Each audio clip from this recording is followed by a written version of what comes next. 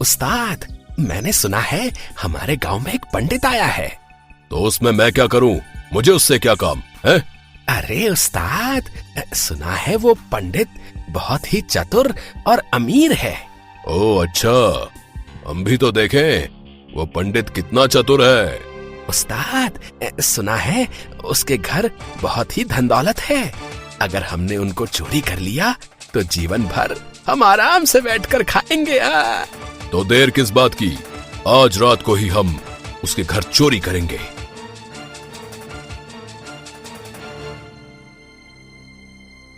सुन मुन्ना, कोई गड़बड़ नहीं होनी चाहिए। पिछली बार हम बाल बाल बचे थे। ठीक है उस्ताद, इस बार कोई गलती नहीं होगी है। फिर वो दोनों पंडित के कमरे में घुस जाते हैं। कहाँ छुपा कर रखे हैं इसने पैसे?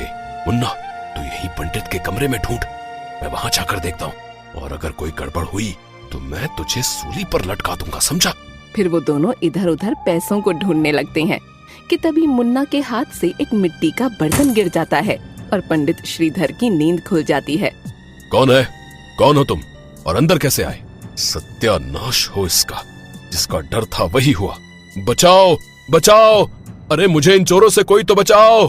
ज्यादा शोर मत कर पंडित, नहीं तो इस बंदूक से तेरा भेजा उड़ा दूंगा। कौन हो तुम और तुम मुझे मारना क्यों चाहते हो? सुना है तेरे घर में बहुत ही धन दौलत है। अब चुपचाप वो सारे पैसे मुझे दे दे, नहीं तो अंजाम बहुत बुरा होगा, समझा? लेकिन मैंने तो वो सारे पैसे जंगल में एक पेड़ के नीचे गाड़ दिए हैं। क्या? लेकिन क्यों? इसलिए ताकि उन पैसों को घर से कोई चुरा ना ले। ओह अच्छा, तो तू खुद को बहुत ही शातिर समझता है। चल अब जल्दी से ये बता कि वो पैसे तूने किस पेड़ के नीचे गाड़ के रखे हैं। मैं नहीं बताऊंगा उस पेड़ के बारे में, तुम्हें जो करना है वो करो। लगता है तू ऐसे नहीं मानेगा। ठीक है, तो अब मुझे तुझे मारना होगा। रुको रुको, मैं सब बताता हूँ। मैंने वो पैसे जंगल में एक बड़े से बरगद के पेड़ के नीचे गाड़ दिए हैं। खबरदार, अगर मेरे पीछे आने की कोशिश की तो चल मुन्ना, अब हम वो सारे पैसे निकाल लेंगे।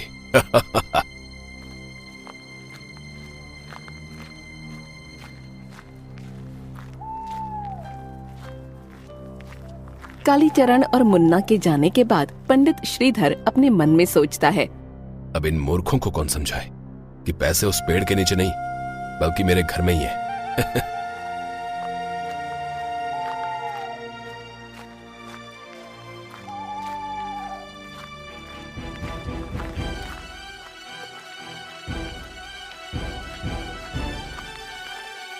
सबसे पहले हमें उस बरगद के पेड़ को ढूंढना होगा। थोड़ी दूर चलने के बाद मुन्ना कालीचरण से कहता है, उस्ताद, वो रहा बरगद का पेड़। तो उस पंडित ने इस पेड़ के नीचे पैसे छुपाए हैं। चल मुन्ना, अब जल्दी से खुदाई करना चालू कर।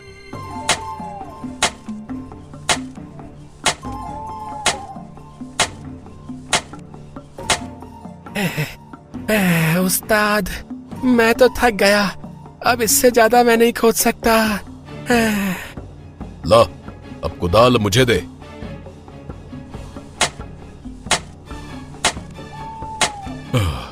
अरे बाप रे बाप, इस पंडित ने कितने नीचे पैसे गाड़ कर रखे हैं। मेरी तो खोदने में जान ही निकल गई। उस्ताद, अब तो पेड़ की जड़ भी दिखने लगी। लगता है उस पंडित ने हमको उल्लू बना दिया।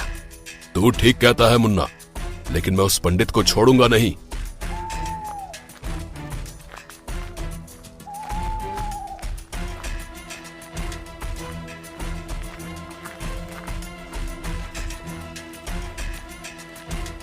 फिर वो दोनों पंडित श्रीधर के घर पहुंचते हैं, लेकिन उन्हें वहाँ पर कोई भी नहीं मिलता। अबे ओए पंडित, कहाँ मर गया? बाहर निकल।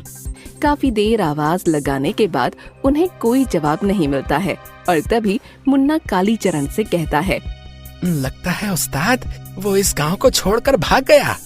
अच्छा है वो यहाँ से भाग गया, नहीं तो मैं उसको गांव में रहने लायक नहीं छोड़ता। अगले दिन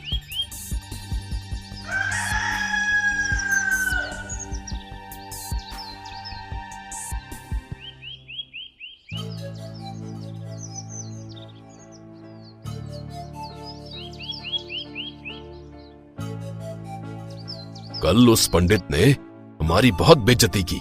उस्ताद, आपसे एक बात बोलूं, क्यों ना हम भी पंडित बन जाएं? तेरा दिमाग तो ठीक है ना मुन्ना, या सुबह सुबह पी रखी है? कुछ भी बोले जा रहा है। उस्ताद, अगर हम पंडित बन गए तो लोग हमको बहुत सारी दान दक्षिणा देंगे और हमको चोरी करने की जरूरत भी नहीं पड़ेगी। हाँ? बात तो तेरी सही है मुन्ना, लेकिन अगर हम पकड़े गए तो? अरे आप चिंता मत कीजिए उस्ताद, किसी को कुछ भी पता नहीं चलेगा। फिर वो दोनों पंडित का भेष बदल लेते हैं। उस्ताद, आप इस पंडित के भेष में एकदम लल्लन टाप लग रहे हैं। चल अब ज्यादा तारीफ मत कर मेरी, नहीं तो मुझे शर्म आ जाएगी। फिर वो दोनों गांव में एक नदी के किनारे पहुंच जाते हैं।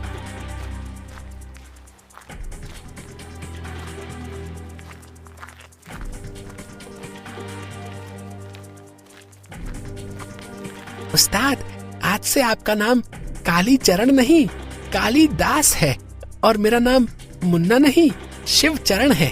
ठीक है शिव चरण जी, अब आप जाइए और सारे गांव वालों को बता दीजिए कि गांव में एक बाबा आए हैं और वो सभी की समस्याएं दूर कर देते हैं। फिर मुन्ना एक दुकानदार के पास जाता है।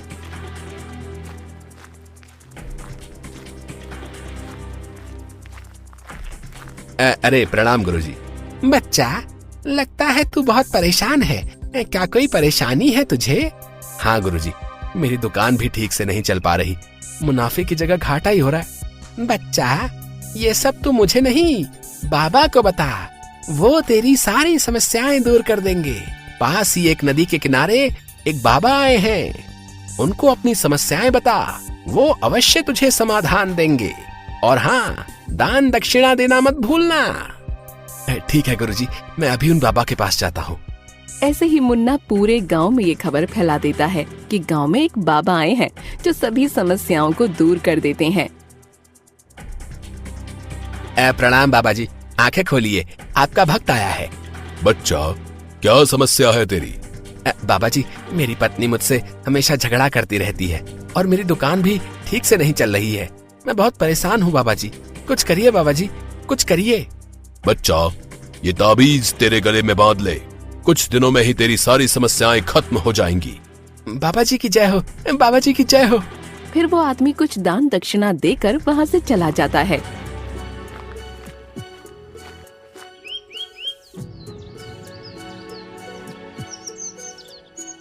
बाबा जी, 20 वर्ष हो गए हैं, लेकिन अभी तक मेरी शादी नहीं हुई है, कुछ करिए बाबा जी। ये पूछ भी किस इंसान से रहा है जिसकी खुद आज तक शादी नहीं हुई है? बच्चा, तेरा हाथ आगे ला, मैं तेरे हाथों की लकीर देखकर बताता हूँ कि तेरे भाग्य में लड़की है कि नहीं। फिर बाबा जी उस व्यक्ति का हाथ देखकर उस व्यक्ति से बोलते हैं, बच्चा, तू बहुत आगे जाएगा और तेरा जल्द ही एक सुंदर कन्या से विवाह होगा, तथास्तु। बाबा जी, आप धन्य हो, आप धन्य हो बाबा जी। फिर वो व्यक्ति बाबा को कुछ पैसे चढ़ाकर वहाँ से चला जाता है। उस्ताद, आज तो हमने बहुत ही अच्छी कमाई की है। हाँ मुन्ना, अब हम ऐसे ही लोगों को लूटते रहेंगे और कुछ दिन बाद सारे गांव वालों को लूटकर हम यहाँ से भाग जाएंगे।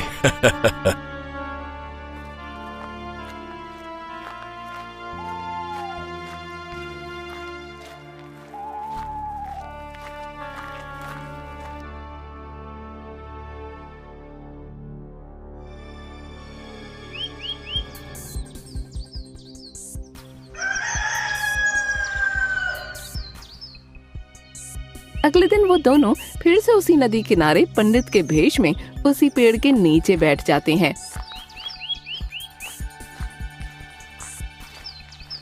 बाबा जी, मैं कल जो आपसे ताबीज लेकर गया था ना, उसने तो चमत्कार ही कर दिया बाबा जी। मेरी दुकान भी अब ठीक से चलने लगी। बाबा जी, आप धन्य हो। मैंने तो इसको एक मामूली ताबीज दिया था, लेकिन ये तो सोने पे सुहागा हो गया।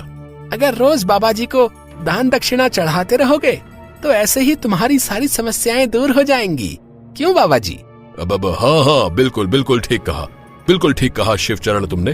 तभी वहाँ पर एक लड़की आती है और बाबा जी से कहती है, प्रणाम बाबा जी, आप सभी की समस्याएं हल करते हैं, तो हमारा भी तो फर्ज बनता है ना कि हम आपको भोजन करवाएं?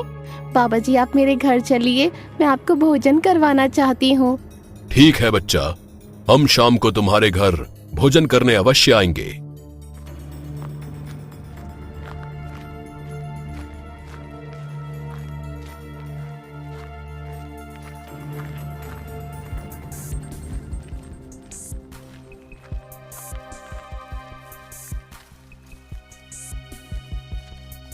अरे बाबा जी आप आ गए, आइए अंदर आइए। इस लड़की का घर तो बहुत ही बड़ा है, लगता है इसका बाप बहुत ही अमीर होगा।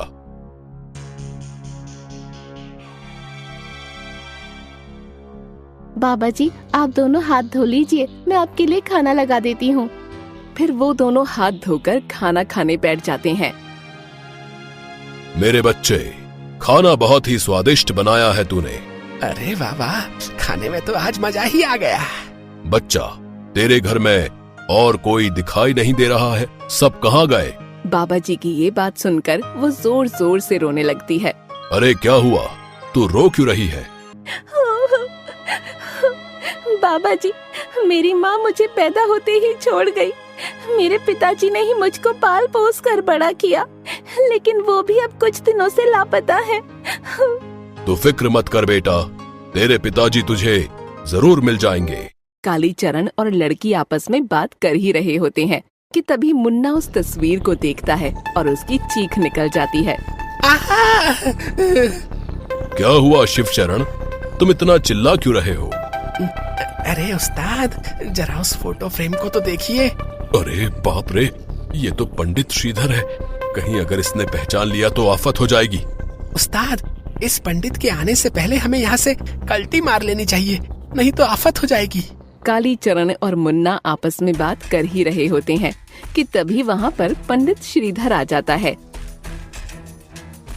अरे पिताजी आप आ गए, कहाँ थे आप इतने दिनों से? अरे मर गए रे। ए मुन्ना, जल्दी अपना चेहरा छुपा। बेटी, ये बाबा जी कौन है और इन्होंने अपना चेहरा क्यों छुपा रखा है? पिताजी ये बाबा जी हमारे गांव में नए आए हैं, मैंने सोचा क्यों ना मैं इनको भोजन करने के लिए अपने घर में बुला लूं। मुन्ना, इससे पहले कि ये पंडित हमको पहचान ले, जल्दी यहाँ से भाग। फिर वो दोनों आधा खाना खाकर ही वहाँ से 9 तो 11 हो जाते हैं। अरे बाबा जी आप कहाँ जा रहे हैं? खाना तो खाकर जाइए। ये बाबा जी मुझे देखकर भाग क्यों गए? लगता है दाल में कुछ काला है। मुन्ना, अब जल्दी ही ये गांव छोड़कर हमें यहाँ से भागना होगा। अगर उस पंडित को पता चल गया तो हमारी खैर नहीं। हाँ उस्ताद, आप सही कह रहे हैं। अगर कहीं उसे ये पता चल गया कि हमने लोगों को बहुत लूटा है तो हमारी सारी पोल पट्टी खुल जाएगी। हमें कल सुबह ही यहाँ से भागना होगा।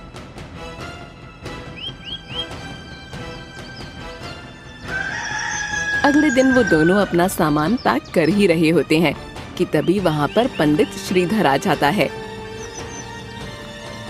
अरे पंडित जी, आप कहाँ जा रहे हैं? आपके भक्त आपका इंतजार कर रहे हैं।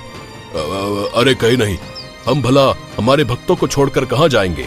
अच्छा, तो ये वही डाकू है जिसने मेरे घर में चोरी करने की कोशिश की थी। आज तो इनको ऐसा सबक सिखाऊंगा कि पंडित तो क्या, डाकू बनने के लायक भी नहीं रहेंगे। अरे क्या हुआ, तुम क्या सोच में पड़ गए? उस्ताद, एक्टिंग तो ऐसे कर रहे हैं जैसे सचमुच के बाबा हो। मान गए उस्ताद को। कुछ नहीं, चलिए, नदी के किनारे आपके भक्त आपका इंतजार कर रहे हैं। पंडित श्रीधर के जाने के बाद कालीचरण मुन्ना से कहता है। मुन्ना, लगता है ये पंडित हमें पहचान नहीं पाया। हाँ उस्ताद, मुझे भी ऐसा ही लगता है। अरे भाई, अब जब ये हमको पहचान ही नहीं सका तो क्यों ना हम कुछ दिन और गांव वालों को लूट लें। बहुत ही उचित बात कही है आपने बाबा जी। लगता है तू भी मेरी तरह एक्टिंग करना सीख गया। बाबा जी, मेरा बेटा बहुत ही नालायक और बदमाश हो गया। काम वाम कुछ करता नहीं और कहता है कि मुझे कालीचरण डाकू की तरह बनना है। चलो, इस गांव में कोई तो है जिसे मेरे जैसा बनना है। क्या हुआ बाबा जी, आपको इतना पसीना क्यों आ रहा है? अरे कुछ नहीं, बस गर्मी काफी तेज पड़ रही है ना, बस इसीलिए पसीना आ गया। वो दोनों आपस में बात कर ही रहे होते हैं कि तभी वहाँ पर श्रीधर कुछ पुलिस वालों के साथ आ जाता है। अबे ये पुलिस कहाँ से आ गई? इंस्पेक्टर साहब, पकड़ लो इस ढोंगी बाबा को। अबे मुन्ना भाग, नहीं तो पुलिस हमको छोड़ेगी नहीं। अरे भागने की कोशिश ना करना कालीचरण, कानून के हाथ बहुत लंबे हैं। क्या कालीचरण, इंस्पेक्टर साहब, ये आप क्या कह रहे हैं? हाँ गांव वालों, ये कोई बाबा नहीं बल्कि ये हमारे गांव का कालीचरण डाकू है जो पंडित के भेष में घूम रहा है। तो तुझे सब पता चल ही गया पंडित? पता तो मुझे तभी चल गया था जब मैं तुम्हारे घर तुमको बुलाने आया था। पंडित, तूने पुलिस को बुलाकर बहुत बड़ी गलती की है। मैं तुझे छोड़ूंगा नहीं। रे ज्यादा शान पट्टी मत कर कालीचरण, अब तुझे मुझसे कोई नहीं बचा सकता, समझा? रे हवलदार, रे पकड़ लो इन दोनों को। पुलिस उन दोनों को पकड़ रही होती है कि तभी एक गांव वाला कहता है, इस ढोंगी बाबा ने हमको बहुत लूटा है, हम इसको छोड़ेंगे नहीं। गांव वालों, मारो इसको। हाँ हाँ मारो इसको। हाँ हाँ मारो इसको। अबे मुन्ना भाग, नहीं तो गांव वाले हमारा भरता बनाकर खा जाएंगे। मारो इनको, मारो। कालीचरण के ऐसा बोलते ही गांव वाले उन दोनों को बहुत बुरी तरह मारने लगते हैं। अरे छोड़ दो हमें, आई मार लग गई रे।